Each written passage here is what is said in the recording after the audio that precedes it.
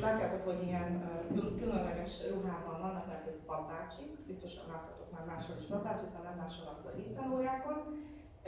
Ez egy rendhagyó, ilyen különleges hittanóra lesz, és Juhos Ferenc papbácsinak, papbácsi atyának, egy nagyon-nagyon különleges munkája van, és nagyon-nagyon érdekes dolgot csinál. Gyerhátok, még azt várjuk, mi leszel, ha nagy leszel, és ő pedig egy ilyen nagyon érdekes feladatot választott, vagy munkát választott, hogy elmegy nagyon messzi vidékekre, más világrészekre, földrészekre, és éppen úgy, ahogy más elmegy, hogy munkát vállaljon, és mit tudom én, Németországban hegesz, de ő nem hegesz, meg nem építkezéseken dolgozik például, hanem képzeljétek el, hogy az emberek közé megy, és azt mondja nekik, hogy szeressék egymást, ilyen különleges feladatot kapott, vagy küldetést kapott, és én is mindig mondom nektek, ugye, hogy hogyan kell itt egymást elfogadni, meg szeretni, úgyhogy azért hívtam el ide, hogy ne csak tőlem halljátok, hanem a papácsitól is halljátok, mert nagyon érdekes dolgokat fognak megbeszélni, úgyhogy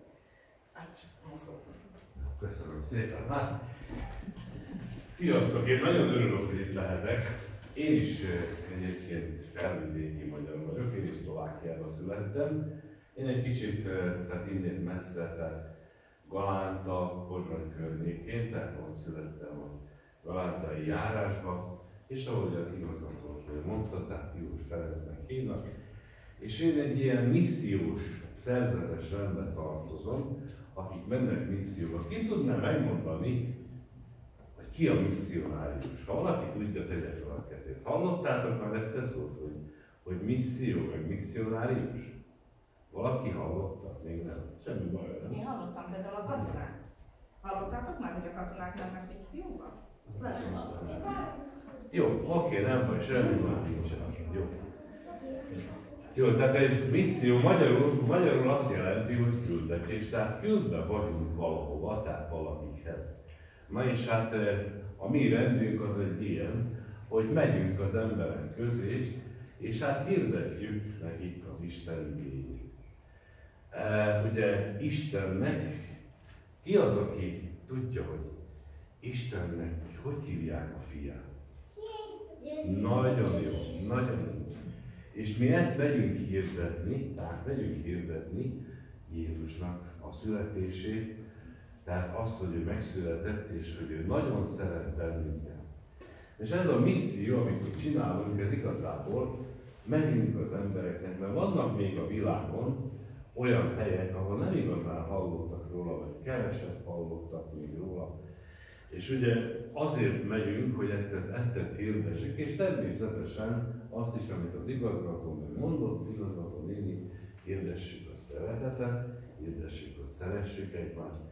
Mert vannak olyan emberek, akik igazából még nem igazán hallottak erről, nem sokat hallottak a szeretetről, akik maga az Isten küldött el. Hát én olyan sokat nem voltam, hogy kint, mert nagyon messze. Jártam sok helyen, de nem úgy dolgozni, hanem tehát voltak ilyen, úgy mondjam, hogy tehát ilyen utak, hova el kellett utaznom, és most sajnos is, nem, és hála Istennek, hogy csütörtök napján, az jó, hogy jó idő van, csak itt nem annyira szépen látszunk a képet. És mostan én elviszlek benneteket ingyen, nem kell repülőjegyet fizetni, elviszlek benneteket Afrikába, Gánába. Jó, tehát ez a gála, erről nem fogok most beszélni, ez a gálai zászló. Hát képzeljétek el, hogy ez főváros, egy fővárosban van, tehát Gánának a fővárosában van, aminek az a neve, hogy Accra.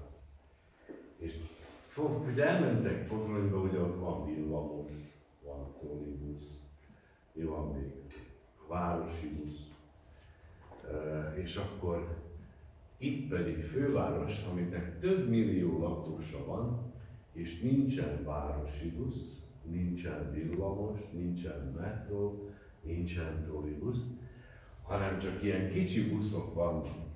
Látjátok, amennyire látjátok, hogy az emberek a fejükön viszik a várost. Tehát amikor piros lámpát kapnak az autók, akkor ugye megállnak, és az emberek a fejükön visznek chipset, magyarul vizet, hogy ott nem szabad a sima vizet meginni, mert fertőző, tehát csak ásványvizet szabad inni, és akkor, bocsánat, és akkor oda mennek a kisbuszok, oda mennek az autókhoz, a kisbuszokhoz, és ott árulják ezeket a dolgokat. És utána szépen tehát a további. Nincsen buszmegálló sem. Tehát van egy kalauz ezeken a kis buszokban, akinek az a dolga, hogy figyeli az utcát. És ha valaki fölteszi a kezét, akkor ott a busz.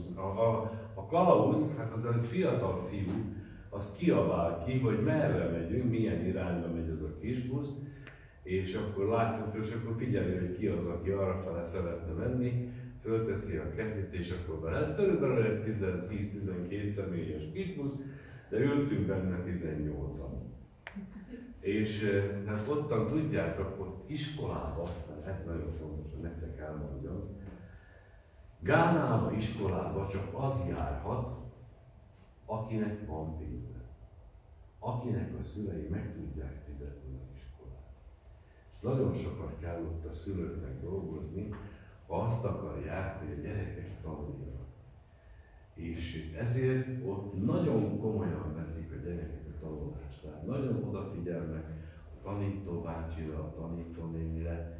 Mert akkor azt mondja az édesapja neki, hogy fiam, lányom, hát akkor miért dolgozol, hogyha te nem figyelsz az iskolába? Akkor én hiába izzadok egész nap a munkahelyemen, ha te nem figyelsz. Hát akkor téged kivesznek az iskolából, és nem fogsz tanulni, nem fogsz iskolába járni, ha nem fogsz tanulni, és akkor majd nem lesz belőled más, mint te én pásztor. Igen, sokan vannak így.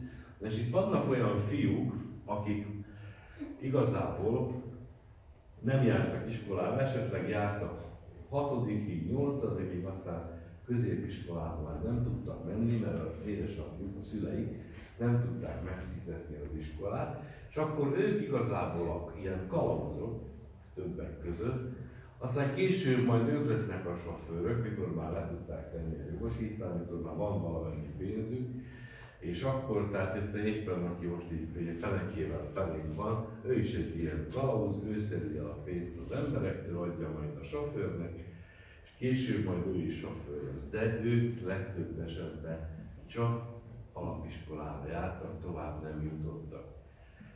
Azért, mert a szüleik nem tudják, ugye, hogyha legtöbben, ugye sokan is vannak testvérek. Ezt a házast csak azért fényképeztem le, hogy lássuk azt, hogy vannak, mi az egész világon vannak nagyon gazdag emberek, és vannak nagyon szegény emberek is. Tehát ez egy gazdag embernek a háza, de majd fogjátok látni, hogy milyen iskolák vannak. Hát igen, kicsit ugye ilyen képén besüt a nap. Ezek iskolás gyerekek. És nagyon, tehát ugye egyházi iskola, tehát mindenkinek van, de minden iskolában, nem csak az egyházi iskolában, mindenkinek egyenruhája van. Tehát mindenki egyforma ruhában van, de nem az van, hogy én gazdagabb vagyok, én meg tudom venni, az én szüleim megvették nekem a Nike-t, meg nem tudom milyen reklám, de divatos ruhákat, minőségi ruhákat, hanem ott mindenki egyformában van. És akkor nincs az, hogy ott neked szebb a ruhád, neked drágább ruhád van, neked drágább a cipőd, ott neked csak olyan van, és akkor lenézik a másikat. Mindenki szépen egyformában van. És tehát tulajdonképpen nincsen olyan iskola, majd fogjátok azt is látni, olyan, mint itten nektek. Ott például jobbmányokban nincsenek ablakok, csak ilyen rácsok. Csak egy sima padban, nincsen mosdó az osztályban. Talán WC-nél csak van, de mosdó nincs az osztályban, nincsenek ilyen szép székek. Nagyon egyszerű deszkából a padok, van egy ceruzájuk, iskolatáska nincs. Tudjátok, hogy mennek iskolába? Füzetett könyvet ráteszik a fejükre, a göndörhelyükbe belenyomják a ceruzát és mennek iskolába. Ja, de látjátok, hogy az mellett mindenki mosolyog, nagyon boldogok, tehát nagyon boldogok ezek a gyerekek. Ez nem lesz jobbak. No, hát most egy kicsit jobban a kép látnál, de azért látjuk, hogy ilyen iskolák vannak. Tehát nagyon egyszerű, nagyon szegényes iskolák, de mégis tanulnak, és mégis boldogok. Tehát itt látjátok, ugye a lányok ugye szoknyába, a fiúk ugye nem látni, pedig rövid nadrág, vagy hát ugye Gánában, Afrikában már nem van. Itten ugye mentünk egy folyón mentünk át a tengerhez, és akkor ott ez volt a közlekedési eszköz, egy csónakba kellett beleülni, és egy bácsi átvitt bennünket a túlsó oldalra. Ez a tengerparton van, és hát ottan sétáltunk, és a tengerparton mit gondoltok, kik laknak? Halászok. Halászok laknak, és ezeknek halászok is ott nagyon szegények. Ott is ugye a gyerekek nem voltak iskolába se oldába, hanem csak ott voltak a tengerparton, ott játszottak, és amikor meglátták, hogy ugye ott van egy fehér ember, akkor ők azt hiszik, hogy a fehér ember az biztos gazdag, meg amerikai. És futottak oda hozzá, és annyit mondtak angolul, hogy white man, fehér ember. Money, pénz. Aztán persze valami aprót adtunk neki, és akkor tehát ők is tényleg tehát nagyon nagy szegénységben élnek. És hát ugye egy családban van, hogy vannak 80-10 is testvérek. És ugye nehéz akkor az élet minden gyereknek adni, enni, meg minden gyereket iskolába járatni. Látjátok, amennyire látjátok, ugye a halászok ott vannak, és egy tengeri teknős beleakadt a hálóba, és ugye ott már szegény már az utolsókat fújja, és látjátok, hogy ráültem, és igazából ez a tengeri teknős, tehát fölrátekedett a háló a nyakára, beleakadt a hálóba, hogy kihúzták, de már nem tudtak rajta segíteni, elpusztult. És kérdeztem tőlük, hogy és most ezzel mit fogtok csinálni? Tehát, hogy megesszük. Tehát nézzétek, mert nagyon mindegy disznó, tehát biztos, hogy sok hús volt benne, tehát ilyen olyan, mint a halál. Nem ettem, de biztos, hogy ilyen, mint a hal. És akkor látjátok, hogy tehát ők nagyon sokan, tehát a tengerparton leginkább a szegény emberek ebből élnek. Na, ez nagyon érdekes kép. Gánában nincsen babakocsi, hanem a gyereket az anyuka ráköt így a derekára. És azt mondták, hogy ez nagyon fontos, tehát mondják, hogy mi európaiak beletesszük a gyereket a kocsiba az édesanyától vagy méter távolságra, és a gyereknek nagyon fontos, hogy érezze az édesanyának a közelségét. És amikor kimennek például a kertbe, vagy kimennek a földekre kapálni, a gyerek akkor is ott van az édesanyja hátán. Ez a másik dolog, következő dolog, hogy a tompor, gyereknek a tomporának nagyon jó, hogy így van a lába. Hát igazából ott a Gánában a gyerekeket nem tolják babakocsiba, hanem az édesanyja így viszi el szép. Van nekik egy nagyon jó technika, metódus rá, ahogy rákötik a gyereket magukra.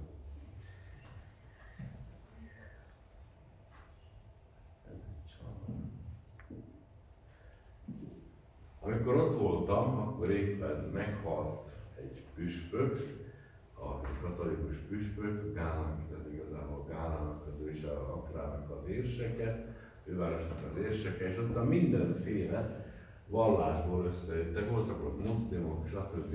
És akkor pont ez egy ilyen muszlim pap, vagy hát én nem tudom, minek hívják, ilyen nagyon érdekes ruhában volt, csak itt tehát lefényképeztem. Tehát ott például Gánában senki nem mondja azt, hogy nem hiszek Istenben. Ott Istenben mindenki hisz. És majdnem azt lehet mondani, hogy versenyeznek, hogy kik vannak többen a templomban. Ott például a mise van, vagy Isten tisztelet van, ott a templom ott mindig tele vannak. És tudjátok, mi az érdekes? Hogy ott fiatalokkal van tele a templom. Idősek nem tudnak elmenni. Mi sokszor itt a Magyarországon, vagy Szlovákiában azt látjuk, hogy mennyi idős ember van a templomban, az már biztos csak az időseknek való az imádság. éppen olyan fiatalok mennek, mert az öregek már nem tudnak, ott nincsen jelvidőkkel. Vagy már annyira öregek, hogy nem tudnak elmenni. De viszont itt a templomban fogjátok még látni, itt tele van fiatalokkal, és tényleg rengeteg, tehát hogyha vasárnap 5 mise van, akkor 5-ször van tele a templom. Ha 6, akkor 6-szor van. Tehát mindig tele vannak a templom, és nagyon mélyen tudnak imádkozni. Itt olyan temetési mise volt, és akkor vonultunk ki, és akkor voltak ilyen lovagrendek, ott egy érdekesség volt. Na, voltam egy nagyon érdekes helyen, ott Gánában. Ott is a misszionáriusok tartják fönn ezt a helyet. Ugye ottan még, tehát nagyon, tehát van szegénység. Igazából Gánának rengeteg aranya van, tehát nagyon gazdag állam lehetne, csak ugye ezt még kicsik vagytok, de hatalmas a korrupció, kihasználják őket, elviszik, stb. Nem fizetnek ki, tehát a politikusok eladják a dolgokat, és csak maguk javát keresik. És ezért tehát szegény az ország, és nagyon sok tehát ilyen gyárak, meg gépek, nagyon régiek. Tudjátok, mi azért itten már Szlovákiában azért modern gépek vannak, nagyobb a biztonság. Az utak nagyon, tehát sokkal jobbak, mint ott. Aki mondta, hogy olyan utak vannak, majd fogjátok látni. Aki panaszkodik a szlovák vagy a magyar utakra, az menjen el Gánába, aztán jöjjön vissza. Tehát ott volt, hogy határi úton jobb volt menni, mint az aszfaltos úton. Miért mondom ezt el nektek? Azért, mert tehát, hogy nagyon sok baleset van. Olyan, tehát nagyon elavultak a gépek, tehát a közlekedésben esetleg. Tehát nagyon régi gépekkel, kasszákkal, meg ilyesmikkel dolgoznak az emberek, és nagyon sokszor a gyerekek is balesetnek az áldozatai. Tehát vagy valami gép levágja a kezét, a lábát, tehát nincsen akkora biztonság mindig nálunk, és az egészségügy sem olyan, mint nálunk. Ott, akinek nincs pénze, azt nem tud kórházba menni, vagy például nagyon egyszerűek még a kórházi ellátások. És éppen ezért tehát ott a misszionáriusok megalapítottak egy ilyen rehabilitációs központot, amit ezek a misszionáriusok vezetnek, és az egész országból összegyűjtik ezeket a beteg gyerekeket, akiknek valamilyen sérülése történt, és ott csinálnak nekik műlábat, műkezet, és próbálják, hogy amikor már nagyobb lesznek, hogy ne halljanak bele, ne éhezzenek, meg hogy tudjanak valamit dolgozni, tudjanak majd érvényesülni, és őket kiképezik arra, hogy ők maguk csinálják ezeket a ortopéd cipőket, a műkezeket, a műlábakat. És akkor tehát ők ott mennek kis buszokkal, összeszedik ezeket az gyerekeket az egész országba, és elhozzák őket ide, ahol tanulhatnak, meg vissza tudnak valahogyan, megpróbálják őket beilleszteni tehát az életbe. Hát itt látjuk, annyira nem tudom, látjátok például ennek a fiúnak nincsenek lábai. Mind a két lába, valamelyiknek a keze hiányzik. De azt mellett nekik nagyon fontos a zene, dob. És látjátok, hogy mosolyognak, tehát igazából egyiknek lába nincs, másiknak keze nincs, vagy egyik lába sincs, de mégis boldogok, mégis tehát mosolyognak. És zenén, ha van zene, meg ének, akkor minden rendben van. Hát nekik nagyon fontos ez. Itt egy ortopéd orvos van, ugye ebbe a épületben dolgozik, vagy ha épületben igazából egy fa alatt vizsgálja a gyerekeket. Itt látjátok, ott van a számon füzet, tehát ott neki fizetni kell, hogyha tehát valaki kívülről jön, akkor tehát minden kezelés, ez egy ortopéd orvos, vizsgálja a kisbabát, mert természetesen csak úgy vizsgálja meg, hogyha fizetnek neki, mert hát ő ebből él. És hát nem úgy van, mint nálunk, hogy van ugye egészségügyi kártyák, aztán itten fizetni kell nekik. Jó, hát itt készítik, látjátok, még ilyen régi elavult műhely, tehát ilyen kézzel tekerő, súró, köszönő, meg nem tudom mi, itt készítik ezeket a cipőket, meg a műlámpakat. Tehát hogy nincs olyan technika, olyan modern technika még mindenhol, mint itt nálunk, tehát még nagyon sokan, tehát kézzel, tehát kemény munkával dolgoznak, itt vannak a műlámpok, amiket készítettek. De ez Gánának a térképe, tehát a Gána térképe, és akkor itt be vannak jelölve azok a helyek, hogy honnan, itt van ez a központ, ahol ezekkel a beteg gyerekekkel foglalkoznak, és akkor be van jelölve, hogy honnan mindenhol hoztak az egész országból oda a gyerekeket ebben a rehabilitációs központban. Hát ez egy gyönyörű, hogy a pálmafa, próbáltam a konklúziót elérni. Hát ez a szép háznak az ellentéte, amit nagyon homályosan látunk most, de tehát ilyen régi, nagyon-nagyon szegényes házakban is laknak.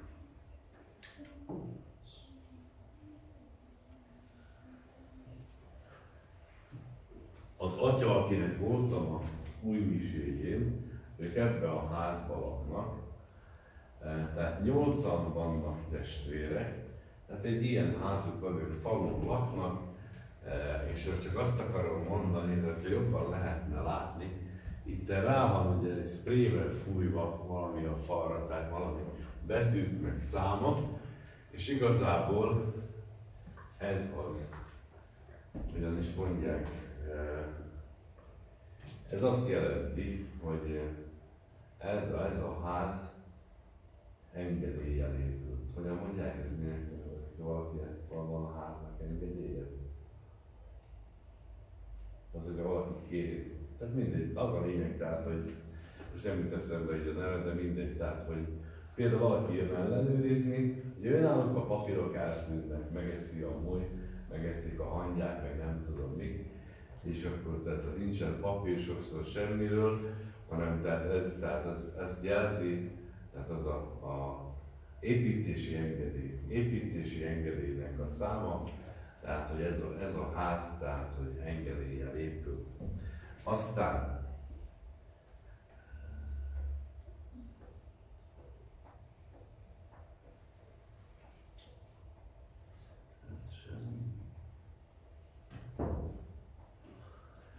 ott ugye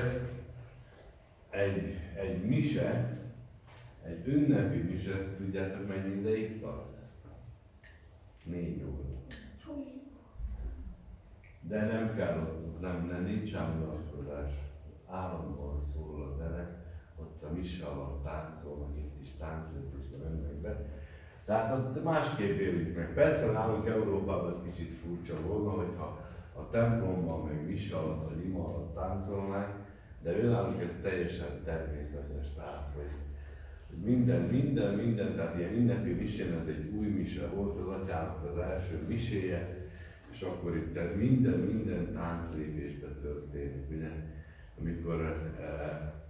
Amikor bevonulnak mindjárt már akkor táncol, mert csak az 20 perc, még bevonulnak, még mindenki bevonul a templomba, a papság, a minisztránsok, csak az 20 perc. Aztán ugye táncolnak az evangéliumi könyvet, tánccal viszik ki. Aztán amikor van a persejezés, az is tánccal van, és akkor van még külön, mikor az áldozati adományokat viszik. Mert ott a papnak nincsen fizetése, ott a pap abból él meg, amit a hívők adományoznak neki. És amikor vannak az áldozati adományok, mikor kiviszik, ugye amikor ki szokták vinni ugye az ostját, meg a bort, a vizet, akkor ugye akkor viszik a hívők, az emberek viszik azt, amit a papnak szánnak. Viszik a banánt, viszik a WC papírt, viszik a nem tudom, egy zsák lisztet, és azt mind lerakják az oltár elé, és a papbácsi aztán abból él egész héten, amit kap a hívektől. Külön fizetése ottan nincsen a papnak. Tehát abból él, amit a hívek adnak neki, és hát minden valamikor kecskét visznek. Tehát például az atya kapott kecskét, nem fogjátok látni, kapott kecskét, aztán ugye azt ott behozzák a templomba, de csak addig még átveszi az atya, Utána kiviszik a templom mellé, kivetik, aztán mise után hazaviszik az atyát. Hogy? Ez az atyának az édesanyja. Na hát itt ugye a gyerekek, ahogy meglátták, ugye mondták, hogy fehér ember, tehát voltak, akik még nem is találkoztak fehér emberre, például egy falu nem látott még fehér embert, európai embert, csak ugye mindenki jöttek fényképezkedni, de az a vidámság, meg ahogy ők tudnak énekelni, tudnak imádkozni, az hihetetlen. Tehát nagyon szép hangjuk van, pedig nem járnak konzervatíviumba, a zeneiskolába, hanem ugye, ahogy természet adja, tehát gyönyörűen énekelnek, gyönyörű hangjuk van. Na és akkor a mise után elevett az eső, tehát ez volt az új mise után az ünnepség. És akkor kint az esőbe, ugye senkit nem érdekel, mindenki táncolt, akár a sáros is volt a ruhája, akkor is látjátok, hogy sáros a víz, sáros a talaj. És de mi volt a zenekar? Mit gondoltak, hogy mivel? Megfogtak hogyan is mondják, ezt a benzines műanyagkannát, azt ütötték, és az lett a zene. Arra táncolt mindenki, és akkor hát nagyon jó kedve volt mindenkinek. És akkor látjátok, hogy nem így táncolnak ők, hanem így, tehát külön. Tehát ilyen afrikai táncok. Másnap mindenki látjátok, mindenki tiszta sár, másnap a cipőinket mostuk mindenki. Már aki volt cipő, de látjátok, hogy legtöbben mezit látták. Na hát ezek a gálai utak, ugye ezek az utak, persze van egy-két autópálya, meg ilyesmi, tehát vannak azért, de ez például, ez még mondjuk, hol vagyunk, Boly és Nagykapos között például ilyen út lenne, ahol csak terepjárva lehetett menni. Tehát ott mentünk sokszor az út mellett, mert másképp nem lehetett. Rengeteg kiégett autót láttunk, tehát tönkrement autók, amik tönkremennek az úton. Tehát valami félelmetes, tehát hogy milyen utak vannak, tehát én sokszor féltem is, tehát. De őnekik akkora a hitük, kaptunk egy autót kölcsönbe, és még egy sofőr is volt hozzá. Ez valaki egyik ottani pap intézte, egy gálai pap, adtak el egy autót, meg egy sofőr. De hát egy személyautó volt, egy egyszerű személyautó, és elindultunk, és azt tettük észre, hogy füstöl valami. És tudjátok, az olaj, annak utána belevetik az autót, a motorba az olajat, van annak egy fedele. Ezt le kell fedni, tehát ne csörögjön ki. De hát nem volt fedele, és akkor belenyúltak valami, hogy mentünk tovább. Elmentünk néhány kilométert, kiugadt a kerekünk. Jó volt, pótkerék, betettük a pótkerék, kicseréltük. Végre elérkeztünk egy faluba, volt egy ilyen autószerelő, de ilyen igazából egy ilyen bódé, ahol lehetett vásárolni olajtól, a csavarni minden. És akkor megálltunk, és akkor kerestek egy ilyen tetőt, amivel le lehet ugye az olajtartát zárni. És akkor mondom a rendtársamnak, hogy mondom, ha már itt vagyunk, akkor nem kéne a defektes gumit megcsináltatni. Mi hát meg mindenféle ugyanúgy kicserélni, de 3 kerékkel nem lehet menni. Azt mondja, fehér. Nem kell, azt mondja, mi hiszünk. Nekünk nagyon hittünk, azt mondja. Így mentünk tovább egy darabig, addig még nem kellett az autót kicserélni, mert azzal a személyautóval tovább nem lehetett menni. Tehát körülbelül egy 150 kilométert, úgy körülbelül 5-6 óra alatt tettünk. Lassan lehetett menni. És volt, amikor tehát ilyen erdei utakon mentünk, mert ők ismerték, hogy hol lehet menni, tehát hogy ilyen úton sima személyautóval menni nem lehet, csak terepjáróval, traktorral, az gazdasági gépekkel. Tehát ezért mondtam, hogy tehát örüljünk, hogy nekünk annyi minden megvan. Hát ugye ottan a papok, Afrikában nem fekete, mi se reverendában vagyunk most éppen, nem fekete reverendában vannak, hanem fehérben. Tehát nem mind a most megválasztott úgy pápa, tehát ők is fehér ruhába járnak, mert nagyon meleg van. Hát ez jobban lehetne látni, de látjátok, hogy ott van egy kéz, és valamit kever. Mit gondoltok, mi lehet ez? Nem kása, nem sár. Igen, én is azt hittem, hogy tehát ilyen sár, és az igen, azzal fogják tartani. És az? Nem. Ebből készül a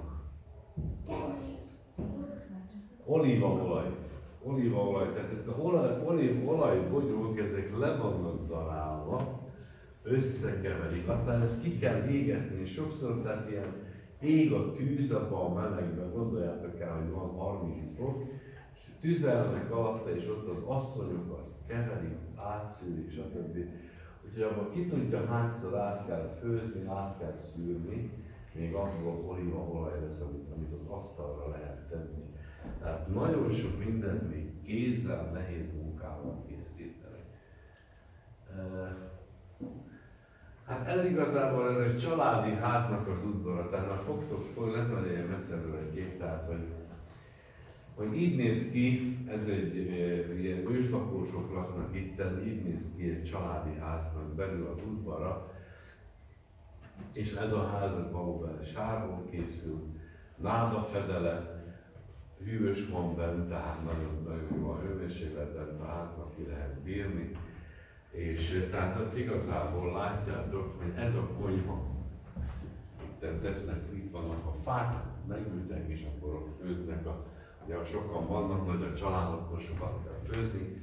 Hűtő nincsen, nem használják, tehát meg aztán ott igazából ott az asszonyoknak a többsége, az legtöbbször mindenki otthon van. Tehát ugye sok a gyereket nevelnek, és az a dolog, hogy ott van, a gyerekeket nevelik és főznek, állandóan főznek, mert nincs hűtő. Ők frisset esznek, reggelire frisset és meleget, ebédre frisset és meleget vacsorára. Mert ott nem teszik el a hűtőbe a kaját, hanem mindig frissen készítik elő.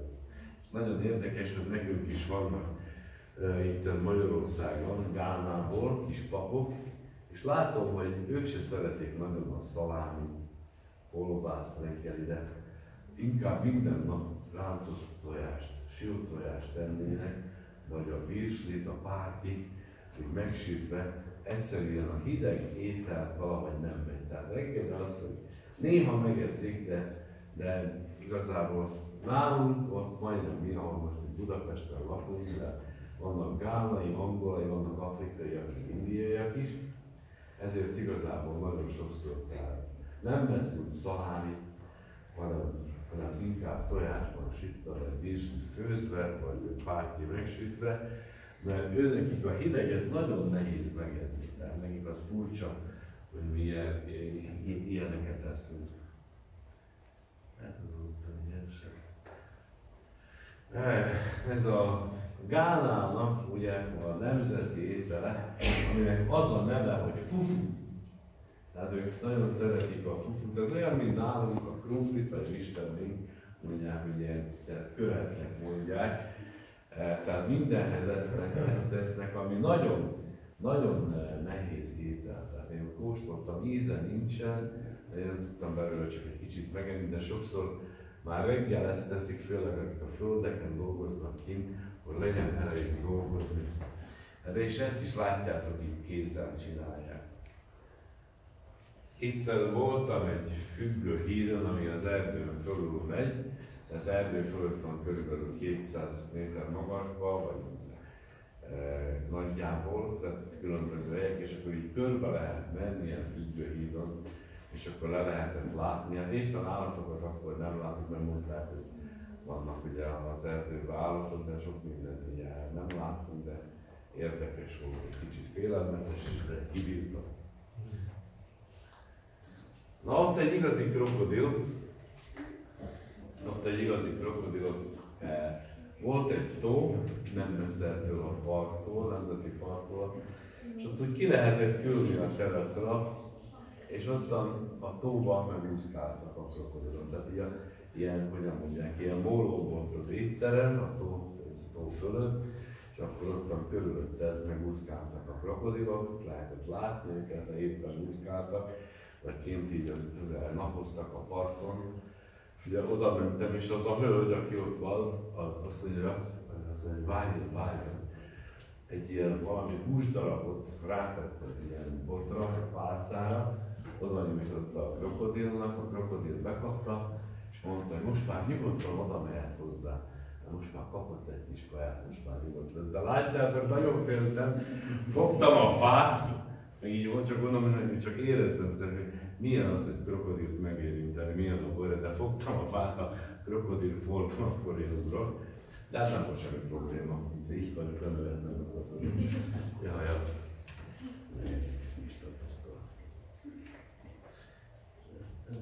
Na látjátok, ez a tánc mindenhol, fiatal osztály, tehát osztályban a fiatalok, tehát különböző osztályok, különböző akár sport vannak, ugye biztos egy iskolában van egy kézilabda csapat, azoknak mind külön van a templomban is valamilyen szolgálatok. Tehát vagy ének, vagy tánc. Látjátok, a dob azt egyszerűen, azt nem lehet. Az pótolhatatlan, az minden ünnepségekkel, a zene, tehát ők énekelnek, táncolnak még a temetésen is, de hát ez az ő kultúrájuk, ez hozzátartozik az életéhez. Ennek az atyának 2 templomban volt új miséje, mert önálluk az van, hogy ha sok gyerek van, akkor van úgy, hogy az egy vagy 2 gyereket a nagybácsi nevel föl, vagy ő ilyen felelőse.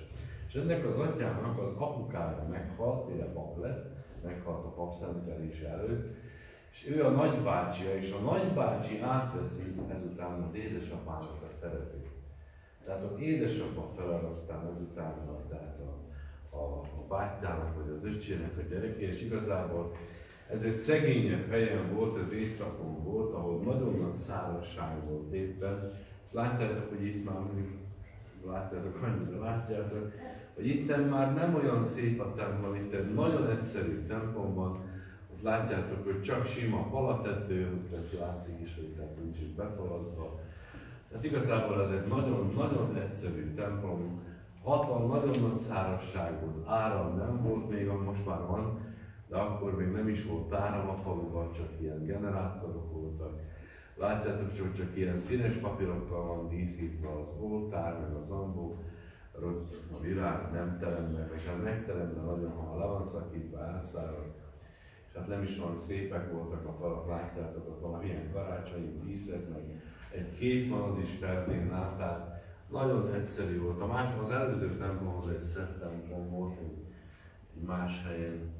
És akkor látjátok, a templomban csak műanyag székek vannak, és nincs is más igazából, csak székek és ilyen lyukas téglák, és ez a templom. Ez a polgármester meg a feleség lakik tőle. Tehát igazából ez nem úgy néz ki, mint hogy a téglák van a cserép, az igazából tehát egy olyan, mint egy cimbolom, és azt így fával ütik. Ez az afrikai orgona. És akkor itt van vele. Ez így a nemzeti ruhák, ezt is rámadták.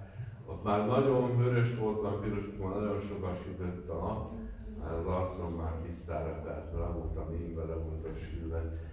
És akkor ezt kaptam ott ajándékban. Na itt van a kecske, amit behoztak a templomba. Mint áldozati adományként. Jó. Rendben.